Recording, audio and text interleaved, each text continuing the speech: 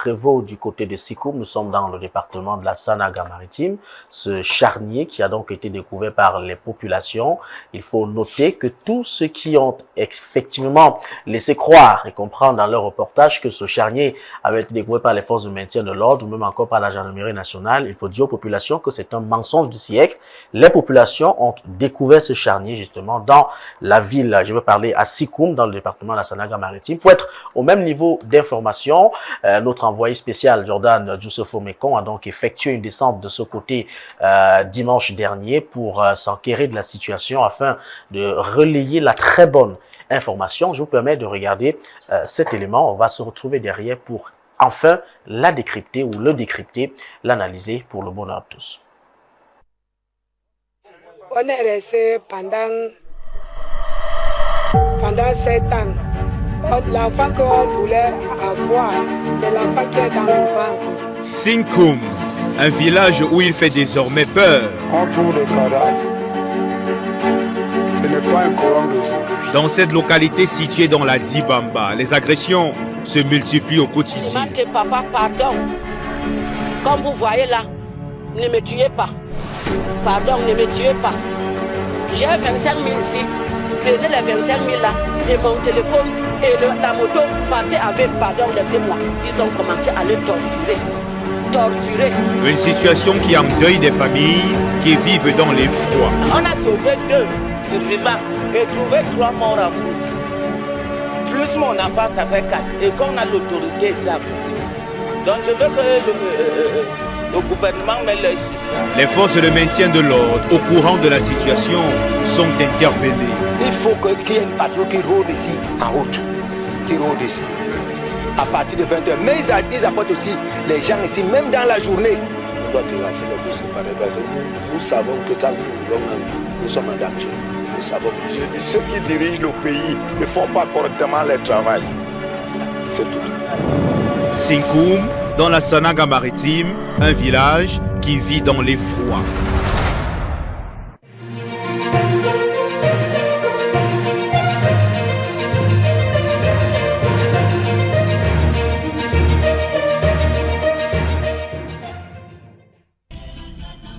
Sur la nationale numéro 3, les populations du village Sikoum, dans la Dibamba, vivent désormais dans la peur. Si déjà on trouve des cadavres, ce n'est pas un problème d'aujourd'hui. C'est un problème qui va déjà au-delà de 5-6 ans. Pendant que nous sommes là, on m'a demandé, moi, qui suis le grand notable de la chefferie de Sikoum, représentant de Metoubson. Chaque fois qu'il y a un problème, j'appelle le commandant. Ici, on agresse, on ligote, on assassine. Le problème d'ici, il y a de cela 2 ans aujourd'hui. Moi, j'ai une maison à 4 km d'ici. C'est là où j'habitais. C'est tout près de Malimba. Mes enfants fréquentaient à Malimba. C'est là où les gars sont entrés. Ils avaient des armes. Ils arrêtaient les femmes, ils prenaient les motos, ils attachaient les gens. On s'est plaint à aider à 2. En ce temps, c'était le commandant Zembia. Dès qu'il a compris ça, il est entré en travail. Il a travaillé, il s'est arrêté les gars là, si c'était soi-disant comme ça là. Bon, arrivé là-bas, c'est les gars qui sortaient de Bonabéry et qu'on les poussait avec le car. Et ils rentraient avec des motos. Bon, il nous a demandé que ça va déjà, c'était bien. Après maintenant, ça reprend encore l'ampleur. Il y a de cela peut-être 1 an aujourd'hui. Ça prenait d'abord l'ampleur doucement. Mais cette ampleur que ça prend maintenant, c'est trop fort. Même au temps de Zembia, il n'y avait pas ça. Donc il n'y avait pas cette tuerie-là. Ils attachaient seulement et il a cherché. Il a récupéré les gars là. Cette famille est dans les mois. Après la perte d'un des leurs, ce jeune père dont le corps a récemment été découvert. C'est dans la soirée du mercredi que ma tête a commencé à disjoncter. Quand les enfants sont venus, il faut qu'ils aillent le fouiller en brousse.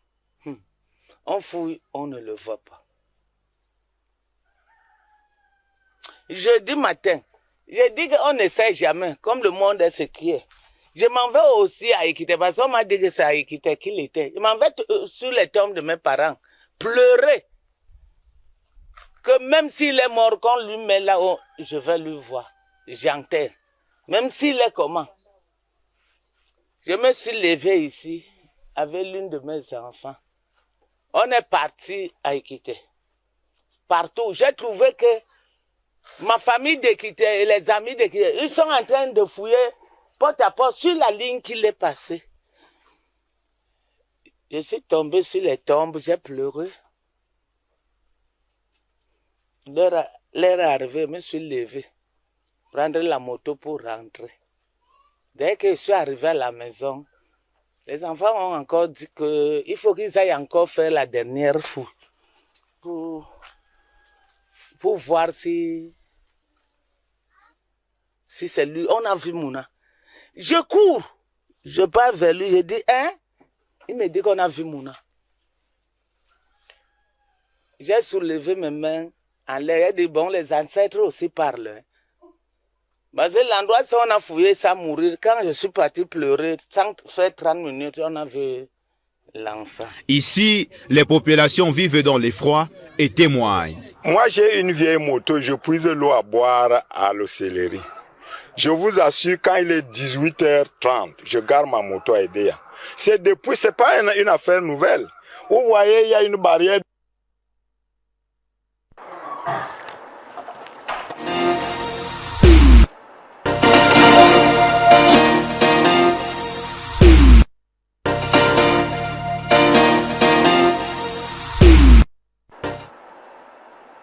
Voilà donc ce à quoi sont confrontées les populations de cette localité à Sikoum. Je le disais dans le département de la Sonaga-Maritime, notre correspondant, j'ai failli dire notre envoyé spécial, Jordan Youssefou-Meko, était sur les lieux, avec lui sur le plateau déjà disponible pour davantage nous donner ample information relativement à cette actualité. Jordan, bonjour, bienvenue sur le plateau d'Horizon Midi. Merci, bonjour Omar. Vous étiez envoyé spécial du côté de Sikoum pour justement mener une enquête profonde sur ce qui se vit de ce côté, les populations qui ont fait des témoignages. Est-ce qu'on peut avoir des informations relatives au mécanisme d'opération de ces brigands-là? Oui, il faut dire, Omar, que les populations de Sikoum, en ce moment, sont dans l'effroi. Même si on a annoncé la descente sur le terrain de quelques autorités pour revenir sur cette situation, il y a qu'on parle quand même de 11 Camerounais qui ont perdu la vie depuis le début d'année et de 4 personnes dont les corps ont été retrouvés de façon ligotée. Il y a que sur cette route nationale numéro 3, à exactement 43 km de Douala et un peu plus de 200 km de Yaoundé, à quelques enclavures du péage automatique construit à Edea, qui a été abandonné par la suite, c'est le terrain de chasse de ces brigands de notre genre. Il y a des motos taximens qui circulent sur cette route et même des personnes qui ont des motos personnelles. Ces brigands se placent à côté de la route en bordure, décident de stopper ces motos, leur proposant d'énormes sommes d'argent par rapport à des trajets. Par exemple, les clients, supposés clients des brigands disent « Tu vas me laisser à 500 mètres, je vais te donner 10 000 francs CFA. » Et vous connaissez la précarité qui règne au Cameroun actuellement. Difficile pour un conducteur de moto de refuser une somme pareille. Et une fois que le client présumé est monté sur l'engin à 2 roues, la moto circule et quelques mètres plus tard, il y a les camarades du crime de ce client brigand qui ont quasiment tendu un guet-apens à ce moto-taximène. Et une fois qu'on le saisit, on arrache la moto. S'il se débat beaucoup, on va le tuer sur le coup. Mais s'il n'est pas beaucoup réactif en termes d'action pour se défendre, on va le ligoter, l'amener dans une brousse quelque part et lui faire du chantage. Chantage visant à dire, il faut appeler tes contacts pour demander qu'on envoie de l'argent. Du kidnapping.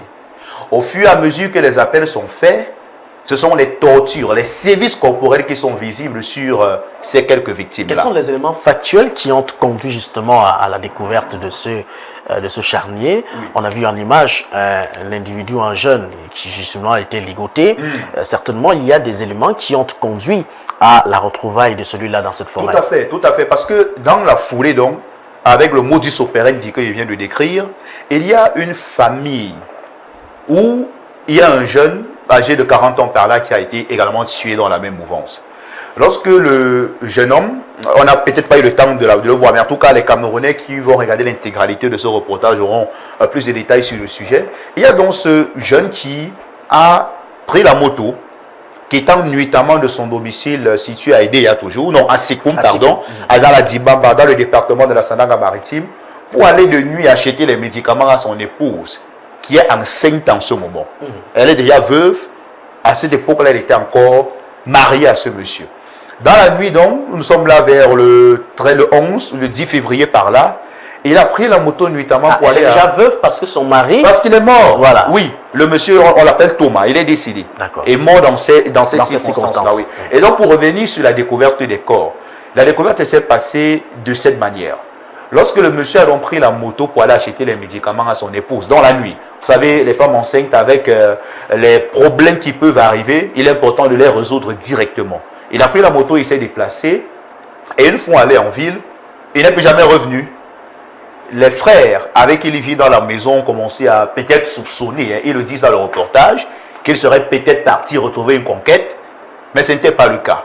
On a cherché cette nuit-là, on a d'abord essayé de l'appeler cette nuit, que le téléphone ne passait plus. On l'a appelé le lendemain, le téléphone ne passait plus. 2 jours plus tard, les frères de la victime, le monsieur qui était parti de la maison pour acheter des médicaments à son épouse, ont donc décidé, ces frères-là, d'entamer les recherches. Parce qu'à ce moment, ils soupçonnaient déjà que quelque chose de mal lui serait arrivé. Ils ont commencé par les morgues. Ils n'ont rien vu. Ils ont commencé à fouiller dans les différents bars, snack bars, auberges, nous ont-ils dit. Ils ne voyaient absolument rien. 5 jours sont passés. Ils ont donc pris la décision de fouiller bosquet par bosquet en termes de recherche. Et un bon matin, ils sont restés chez eux, ils ont reçu un coup de fil d'un gardien d'une usine, nous a-t-on appris, qui, à travers les odeurs du cadavre de ce Camerounais en état de décomposition, ils ont découvert à quelques mètres de la route de la nationale numéro 3. C'est donc comme ça que les frères du monsieur sont arrivés sur place et grâce aux vêtements qu'ils avaient portés le jour où ils sortaient pour acheter les médicaments, ils ont donc pu le remarquer. Lorsqu'ils ont annoncé la nouvelle de la disparition à l'épouse et puis à la maman qu'on a pu entendre tout à l'heure, c'était la consternation. Et la consternation est d'ailleurs toujours visible en ce moment. Donc la découverte des autres corps ou alors des autres personnes à vie, elle s'est passée comme la disparition brutale de Sieur Thomas. Tout à fait. Peut-être aussi revenons sur les causes, Jordan. Ils sont déjà clairs et de manière factuelle, ce ne sont pas les éléments des forces de maintien de l'ordre qui ont découvert ce charnier. Il y a que les populations sont les principales, je veux parler ici, figures qui sont allées à la découverte de ce charnier, contrairement à ce que d'autres reporters nous font croire sur le terrain. Parlons justement de ces causes. Il y a ce transformateur, producteur autrefois de l'énergie électrique, ce tronçon, qui est visiblement en panne. Les populations qui ont alerté, je veux parler ici, les administrateurs de cette localité et qui ont répondu par un silence tout simplement. Est-ce qu'à date, on semble déjà revenir à la normale avec la réparation de ce transformateur qui donnait quand même de l'énergie sur le tronçon? Non, il n'y a rien. Romaric Noirfeu, c'est, je dirais, les ténèbres. Vous savez, dans la Bible, on parle des ténèbres comme étant le contraire de la lumière. Il y a l'obscurité, l'obscurantisme sur cette ville. Et c'est d'ailleurs l'un des éléments qui favorise l'action de ces criminels qui opèrent de façon impunie depuis plusieurs semaines. L'autre information selon laquelle ce seraient les autorités ou les éléments de la police ou de la gendarmerie qui ont découvert ces charniers, non, c'est une fausse information. Elle n'est pas vraie du tout. Parce que, rassurez-vous, les populations de Sinkoum en ce moment sont dans l'effroi. C'est vrai que ce matin, on a appris, à travers nos quelques informations sur place, que le préfet, non pas la gendarmerie, que le préfet de la Sananga Maritime va descendre sur place. On s'est donc posé la question. Ça fait plusieurs semaines qu'on parle de la situation. Ça fait plusieurs semaines que la famille dont on a pu entendre les témoignages est en deuil. Personne ne bouge. Pourquoi? C'est quand les médias parlent de la situation que le préfet décide de descendre sur le terrain. Il n'était pas au courant de ça. On n'est peut-être pas avec lui. Vous nous faites comprendre sur le plateau que aucun élément de la gendarmerie et même aucun élément des forces de maintien de l'ordre n'était à vos côtés pendant cette enquête menée du côté de Sikoum. Oui, maintenant au niveau de l'enquête justement, il y avait à nos côtés un élément de la gendarmerie en civil qui nous a dit être venu pour nous sécuriser. Il est passé sur sa moto il a vu, on était en train de procéder à des interviews, il s'est venu, il s'est présenté, il a dit avoir été envoyé par le commandant de brigade de l'Orbadjek, la brigade qui est justement l'unité de commandement qui encadre les populations là-bas. Aucun ordre de mission ne vous a été présenté. Non, il a pris des photos, il nous a dit rendre compte à sa hiérarchie. Mais lorsqu'on lui a demandé pourquoi est-ce que les populations ici disent qu'on ne vous voit pas, vous ne menez pas d'enquête, il nous a rassuré que l'enquête est en cours et que d'ailleurs sa présence sur le terrain à nos côtés démontre que l'enquête est en cours. Voilà ce qu'il a dit. Peut-être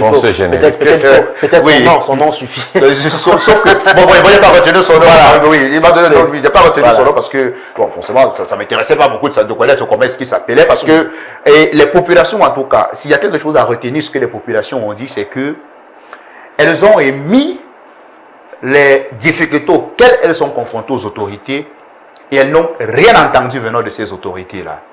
Elles ont dit, par exemple, si peut-être par la suite les Camerounais pourront regarder l'intégralité du reportage, il y a par exemple quelqu'un qui a suggéré l'initiation d'une patrouille qui va circuler sur cette route matin, midi, soir.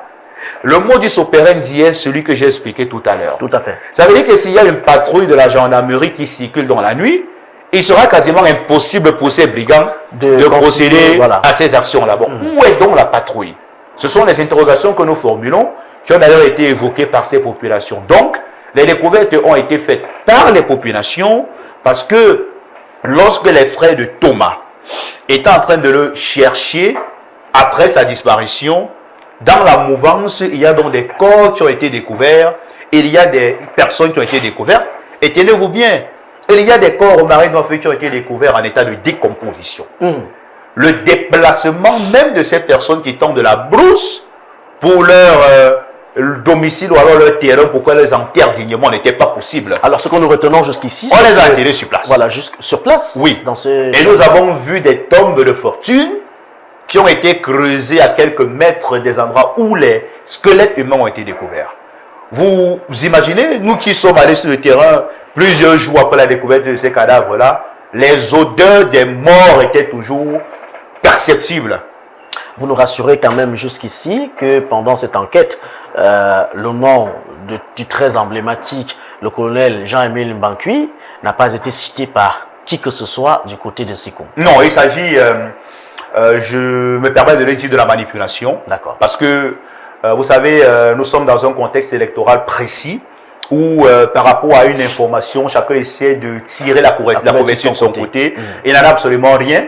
C'est une bande de brigands qui sévit dans cette localité, sémant la terreur, et les populations sont dans l'effroi. Elles demandent tout simplement aux autorités de résoudre le problème. Prendre à bras le corps leurs responsabilités. N'a pas été évoqué. Voilà. Nous avons également été surpris par les Camerounais lorsqu'on a appris qu'il y a le commandant, l'un des responsables de la CEMIL, la sécurité militaire, qui a été cité dans cette affaire. En tout cas, nous n'avons pas cette information. On sait que les populations souffrent et elles attendent des solutions venant des autorités. Alors jusqu'ici, peut-être pour sortir, aucun brigand n'a été interpellé par les forces de maintien de l'ordre et même la gendarmerie. Tenez-vous bien, Romaric Noifeu, et merci de poser cette question. Il y a le chef traditionnel qui s'est exprimé. Il nous a dit au moment de l'entretien que sa tête a été mise à prix. Ça veut dire qu'il a reçu les appels de certains de ces brigands qui lui ont dit « Mais monsieur, vous parlez beaucoup. Laissez-nous faire ce qu'on a à faire. » Il a clairement dit. La question c'est, y a-t-il pas moyen de tracer le numéro de téléphone qu'il a appelé? On pose la question aux autorités. De l'autre côté, ces populations ont aussi dit que dans d'autres affaires, il y a eu des dénonciations qui ont été faites, des personnes qui ont été interpellées, mais le lendemain, elles ont vu ces personnes libérées. Ça veut dire qu'il y a également des soupçons de collusion et de corruption entre certains brigands de cette ville et quelques autorités judiciaires et même policières qui, parfois, selon ces populations sur d'autres affaires, n'ont pas joué franc jeu quant à l'arrestation, puis la condamnation on assiste plutôt à une arrestation et puis à la une libération. Peut-être également fouiller si jamais les longs bras, comme on a coutume de le dire, n'interviennent pas depuis la capitale politique et même économique. On sait exactement ce qui se passe au sein de notre pays. Jordan Youssoufo Mekong, merci d'être passé par ici. On va très certainement continuer dans le cadre de cet entretien. Joseph Arsène Batiogo, c'est quand même une situation assez particulière qui